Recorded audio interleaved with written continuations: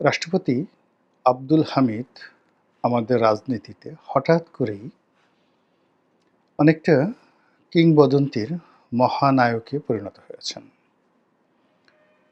এমনিতে তিনি আলোচিত রাজনীতিবিদ।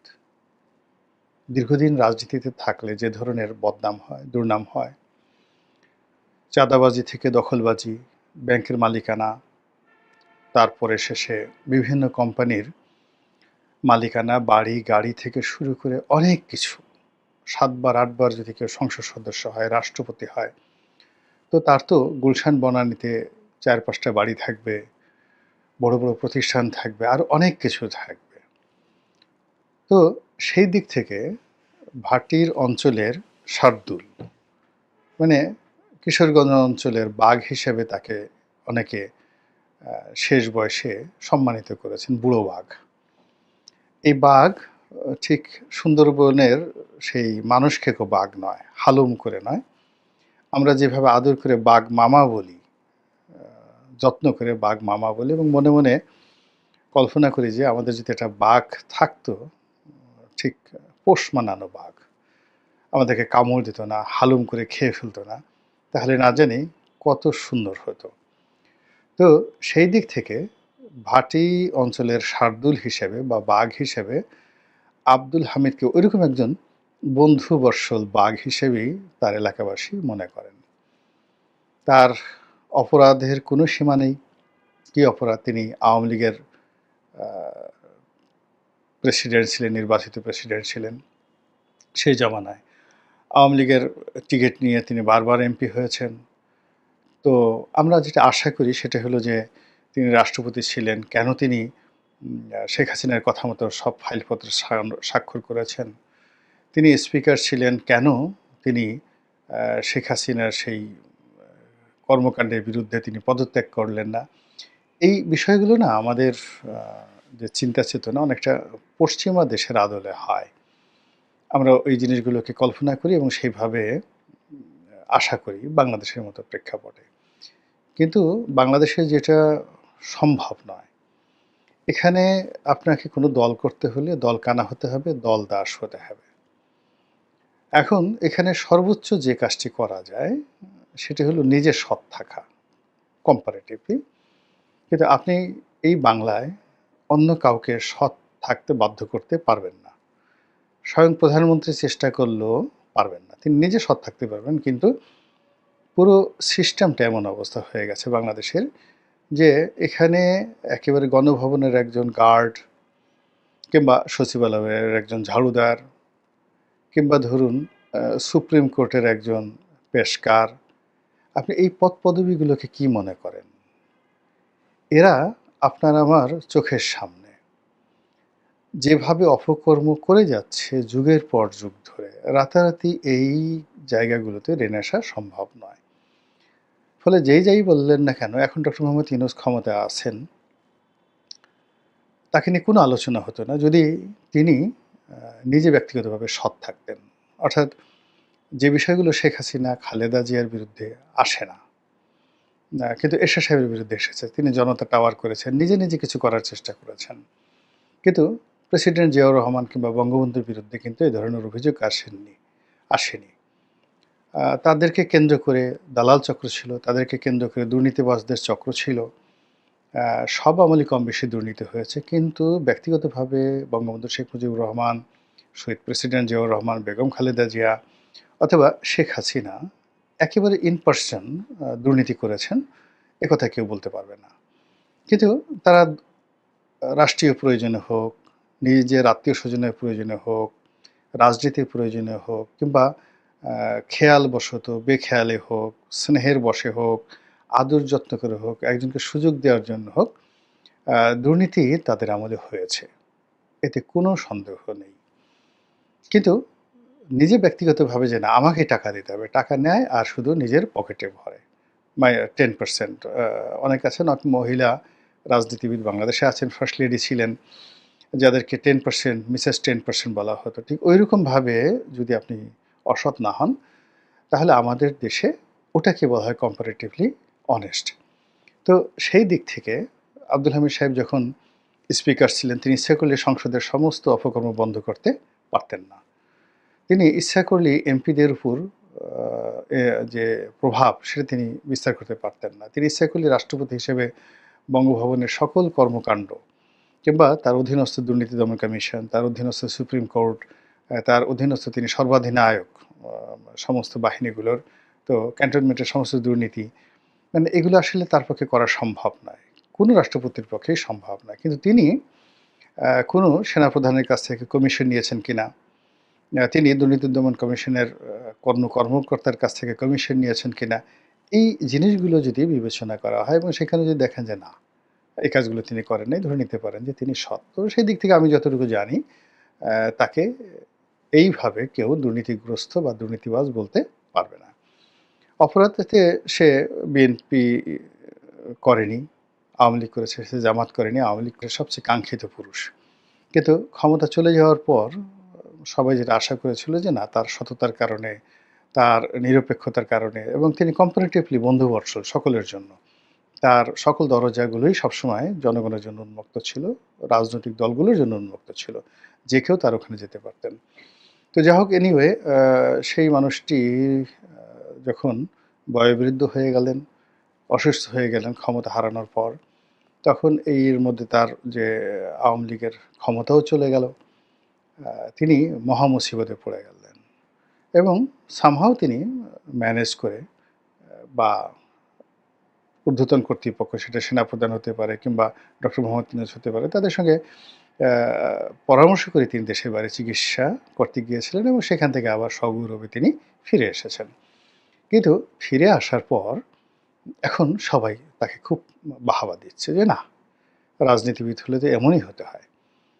তার মতো কেন সবাই হচ্ছে না?" অনেক আওয়ামী লীগের নেতাদেরকে জিজ্ঞাসা করা হচ্ছে। এমনকি ওবায়দুল কাদের সাহেবকেও সাংবাদিকরা প্রশ্ন করছেন যে, "আব্দুল হামিদ সাহেব যদি বাংলাদেশে যেতে পারেন, তিনি যদি সাহস দেখাতে পারেন, তাহলে আপনি কেন পারছেন না? বা আপনারা কেন পারছেন? আপনারা কেন পালিয়ে আছেন?"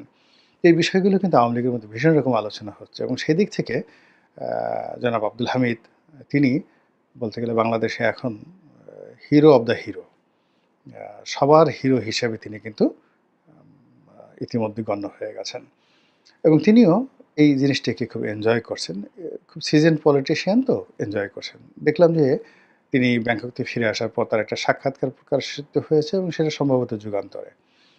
তো সেখানে তিনি খোলামেলাভাবে বলেছেন যে, আওয়ামী লীগ যতদিন ক্ষমতায় ছিল, সেই ক্ষমতার সময় অনেক ভুল হয়েছে।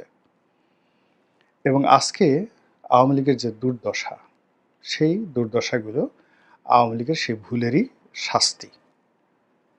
এবং তার নিজের ব্যাপারে তিনি কোনো আক্ষেপ প্রকাশ করেননি। তিনি যেটি বলার চেষ্টা করেছেন সেটি হলো যে, যেহেতু জনরোষ রয়েছে, বিক্ষোভ রয়েছে, আমরা ভুল করেছি এবং এটা কম্বাইন্ড ভুল। এখন এখানে আসলে কাউকে এককভাবে দায়ী করা বা কাউকে দায়মুক্ত দেওয়া এটা সম্ভব নয়। যেহেতু আমরা দল হিসেবে ক্ষমতায় ছিলাম, ফলে এই দায়-দায়িত্ব দলের ১ম থেকে একদম শেষ পর্যন্ত সবাইকে নিতে হবে। এবং এখন যে দুর্ভোগ এবং দুর্দশা হচ্ছে, এখন যে কষ্ট আমরা পাচ্ছি, এটা আমাদেরই দুহাতের কামাই কৃতকর্মের ফল, এটাকে মেনে নিতে হবে। তো তার এই বক্তব্যটা দেখলাম ভীষণ রকম ভাইরাল হয়ে পড়েছে এবং সবাই এটাকে প্ল্যাকার্ড বানিয়ে ইন্টারনেটে যে যার মতো করে প্রচার করছেন। তো আমি মনে করি যে এটা জনাব আ আব্দুল হামিদ সাহেবের একটা আ শুভবুদ্ধির উদয়। এখন তিনি এই কাজটি করতে পারেন নানা কারণে।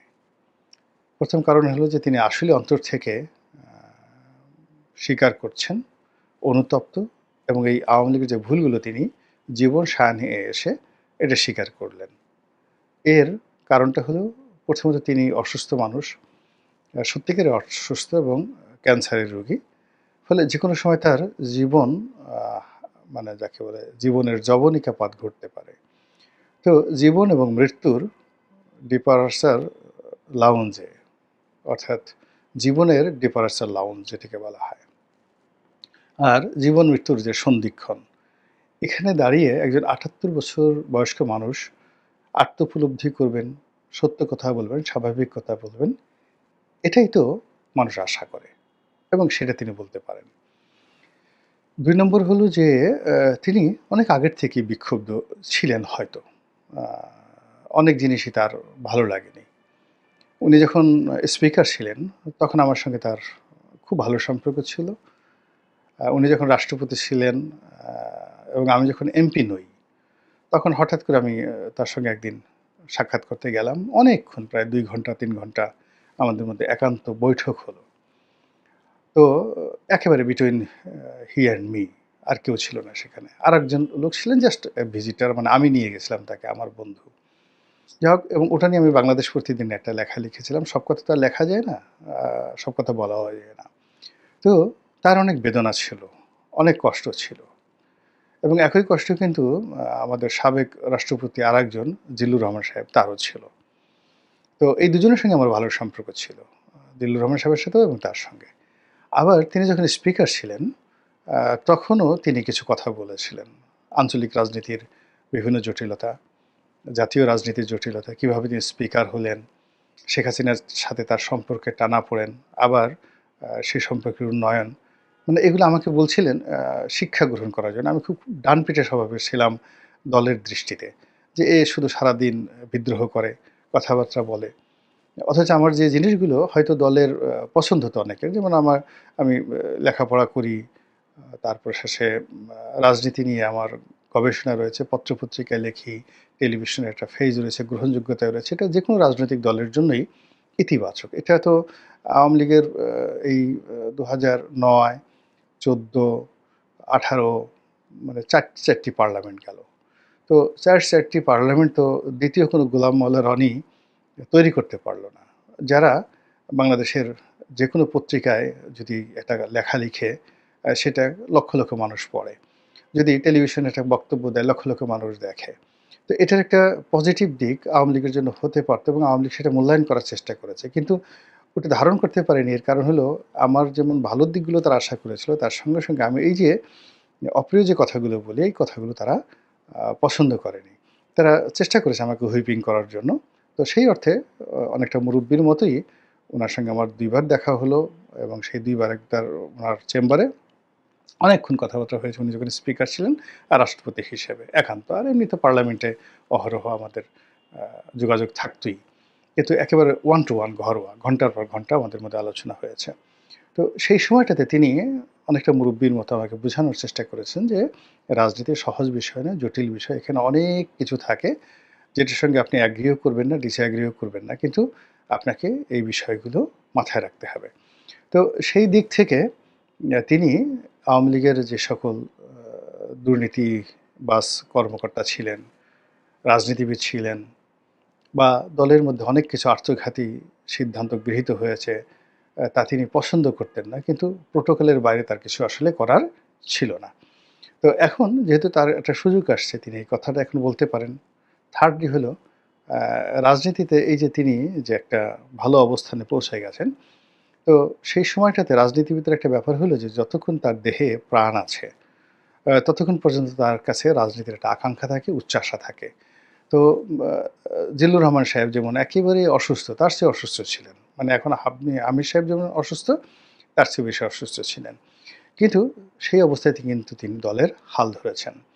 এবং যখন ওই ১-১১ র সময় জিল্লুর রহমান সাহেব তার বাড়িতে বসে পুরো দলকে পরিচালনা করতেন, ঠিক ওই সময়টাতে ওই ভদ্রলোকের সঙ্গে আমার একেবারে এত সম্পর্ক যেটা বলার মতো না এবং 111 এ খুব অল্প মানুষ ছিলেন আ জিল্লুর রহমান সাহেবের সাথে এবং আওয়ামী লীগের যারা মধুমাছি তারা তো সব পালিয়েছিলেন।